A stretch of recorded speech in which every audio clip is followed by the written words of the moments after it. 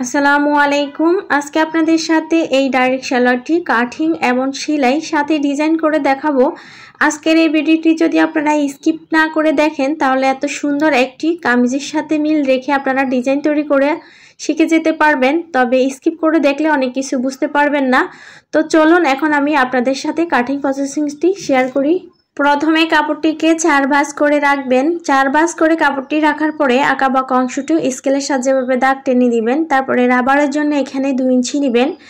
রাবারের গড় থেকে ধরে আপনার সালোয়ারটির লম্বার মাপ নিয়ে নেবেন। এখানে আমি লম্বাটি নিচ্ছি 37 ইঞ্চি পরিমাণ। তারপরে এখানে 1 ইঞ্চি বাড়তি নিয়েছি, আরও হাফ ইঞ্চি বাড়তি নিয়েছি। এই 1 ইঞ্চি হাফ ইঞ্চি আমি ডিজাইনের জন্য নিয়েছি। আপনারা যখন সেলাই করব তখন বুঝতে পারবেন যে এখানে আমি বেশি কেন নিয়েছি, আর এখানে 1 ইঞ্চি বা হাফ ইঞ্চি কাপড় আমি কেন বেশি নিয়েছি। তো তারপরে এখানে আমি মুহুরির মাপটি দিয়ে দিচ্ছি। এখানে মুহুরির মাপটি দিচ্ছি আমি 6.5। এখানেও আমি একটু কাপড় বেশি নিব। এখানে আমি একটু কাপড় বেশি নিয়েছি। কেন নিয়েছি সেটা আপনারা যখন কাটিং করব তখন বুঝতে পারবেন। এখানে আমি বডির মাপ নিয়ে নিচ্ছি।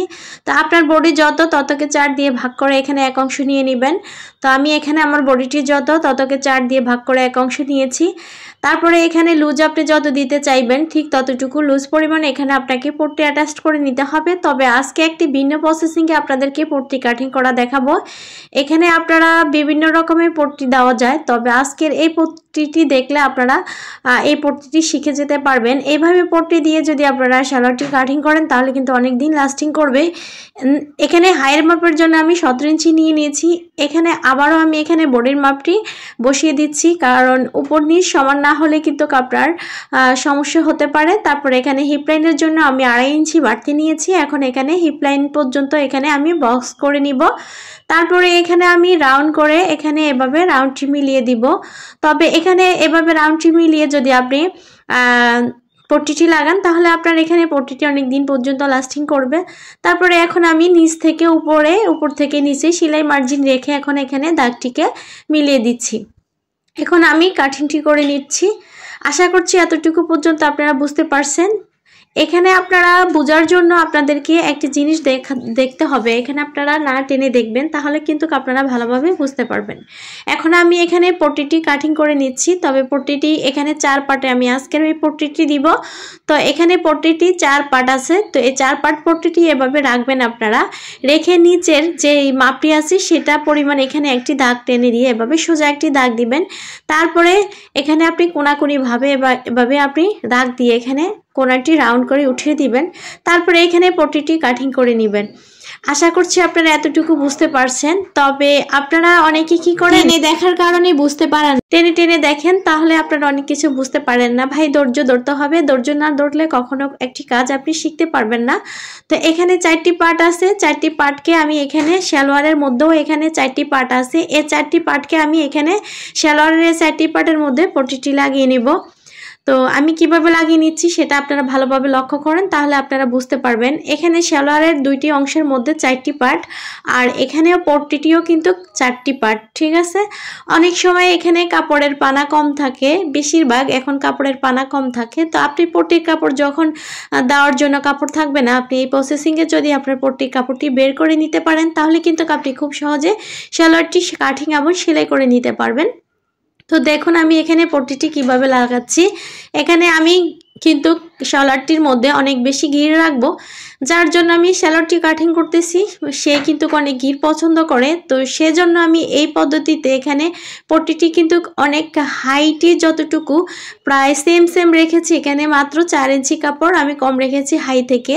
তো এখন নিচ থেকে সেলাই করে এখন আমি পট্টিটিকে উপর পর্যন্ত সেলাই করে নিয়ে আসলে এই পট্টিটি অ্যাটাচ করা হয়ে যাবে। তবে এখানে প্রথম সেলাইটি দিয়ে আপনি যখন পট্টিটি লাগিয়ে নেবেন তখন আপনি এই পট্টির পাটটিকে আবার ভাও দিকে ঘুরিয়ে আবার চাপ সেলাই করে দিতে হবে।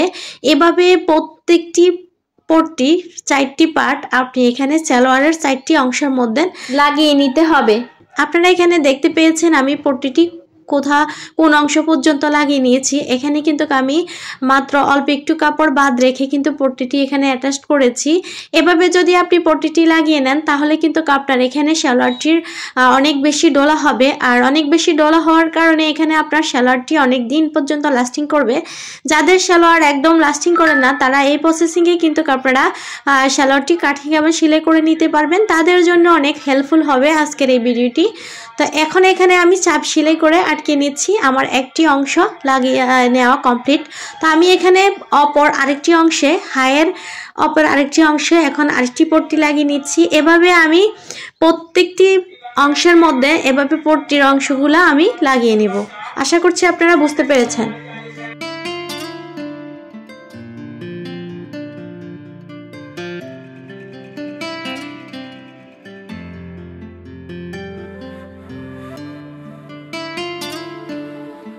আমি এখানে কিভাবে পট্টিটি অ্যাটাচ করছি আশা করছি আপনারা বুঝতে পেরেছেন। তো সেম ভাবে অপর সালোয়ারের অংশের মধ্যেও বাকি দুইটি পট্টি লাগিয়ে নিতে হবে একইভাবে।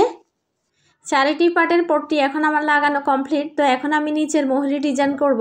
তো এখানে 1/2 ইঞ্চি পরিমাণ যে কাপড় আমি কাটিং করার সময় বাড়তি রেখেছি ওই 1/2 ইঞ্চি পরিমাণ এখন এখানে আমি একটি ভাঁজ দিয়ে এখন সেলাইটি করে নিচ্ছি। তার উপরে এখানে যেই 1/2 ইঞ্চি কাপড় আমি বাড়তি রেখেছি ওই 1/2 ইঞ্চি কাপড় আমি এখন কিন্তু বাহু পিঠের দিকে এখন এখানে বটা দিয়ে সেলাইটি করেছি। তারপরে যে 1 ইঞ্চি কাপড় বাড়তি রেখেছি ওই 1 ইঞ্চি কাপড় এখন আমি এখানে তারপরে আরেকটি ভাঁজ দিয়ে এখানে আমি কামিজের থেকে আমি এখানে 2 ইঞ্চি পরিমাণ কাপড় নিয়েছি। কামিজের অংশ থেকে মানে যেই কামিজটি আমি সেলাই করব এই সালোয়ারটির জন্য সেই কামিজের অংশ থেকে আমি এখানে 2 ইঞ্চি পরিমাণ কাপড় নিয়েছি। নিয়ে এখন আমি এটার ভিতর দিয়ে ঢুকিয়ে মানে 1/2 ইঞ্চির মতো কাপড় আমি ভিতর দিয়ে ঢুকিয়ে এখন আমি এখানে সেলাইটি করে দিয়েছি।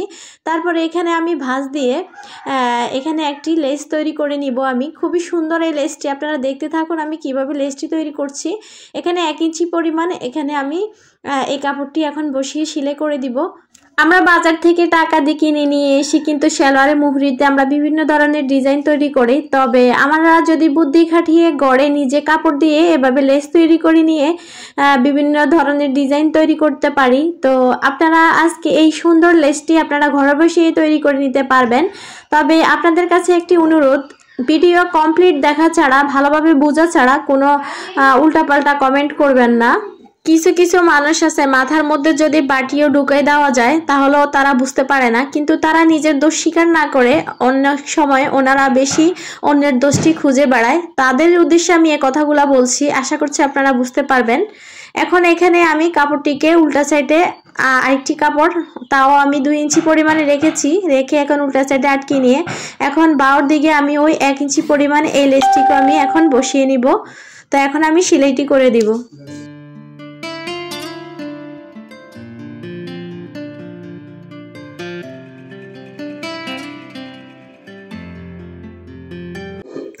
এখানে আমি একটি ডিজাইন তৈরি করব। তো ডিজাইনটি প্রথমে আমি এখানে এক পাশ থেকে ডেউ করে ডিজাইনটি আমি তৈরি করব। তবে আমি এই ডিজাইনটি কিভাবে করতেছি আপনারা যদি আমার হাতের দিকে লক্ষ্য রাখেন তাহলে কিন্তু আপনারা বুঝতে পারবেন। এই ডিজাইনটি তৈরি করার সময় এখানে বোঝানোর কিছু নাই, আপনারা এখানে চোখের ইশারায় ভালোভাবে বুঝে নেবেন যে এখানে আমি কিভাবে ডিজাইনটি করতেছি। এখানে কিন্তু আমি হাতের সাহায্যে ডিজাইনটি করতেছি, একটু মনোযোগ দেন তাহলে কিন্তু আপনারা খুব ভালোভাবে ডিজাইনটি তৈরি করা শিখে যেতে পারবেন ইনশাআল্লাহ। তবে এখানে আমি যে ডিজাইনটি করতেছি এই সুতাটা কিন্তু আমি সাদা কালার সুতা থেকে 2 ভাঁজ করে আমি সুইয়ের ভিতরে ঢুকাই এখানে ডিজাইনটি তৈরি করতেছি। এখন আমি সম্পূর্ণ ডিজাইনটি তৈরি করব, আপনারা দেখতে থাকুন আমি কিভাবে ডিজাইনটি কমপ্লিট করি।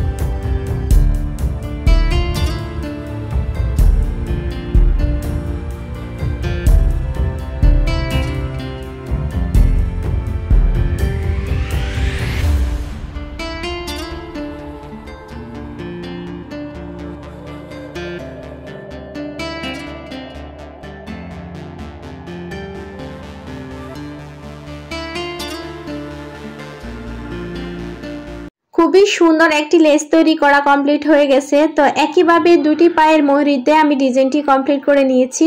এখন এখানে আমি হায়ের অংশগুলোকে জোড়া দিয়ে নিব সেলাই করে। তো এখানে হায়ের অংশগুলোকে আমি দুই পাশেই জোড়া দিয়ে নিব সেলাই করে একইভাবে।